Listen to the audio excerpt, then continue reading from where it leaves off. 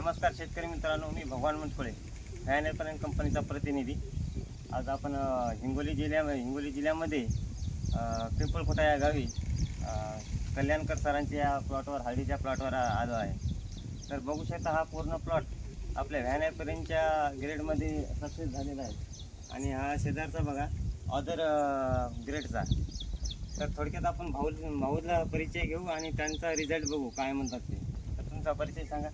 माझं नाव गजानन कल्याणकर, गाव पिंपळखोटा। मला जे सरांनी जे मार्गदर्शन करून जे औषध दिली त्याचा रिझल्ट तुमच्या समोर आहे, बघू शकता तुम्ही। व्हॅनपर्यंतचे ग्रेड फेरस झिंक असे ग्रेड वापरलेले भाऊने आणि पूर्ण हा प्लॉट सक्सेस दिसत आहे। तर या दोन्ही प्लॉटमध्ये तुम्हाला याच ठिकाणी फरक आढळून येतो की विदाऊट ग्रेड आपल्या व्हॅनपर्यंतचा आणि व्हॅनपर्यंतच्या ग्रेडचा प्लॉट किती फरक दिसतोय बघा। आणि इथून पुढचं नियोजन ते आपल्याकडेच राहू देणार आहे।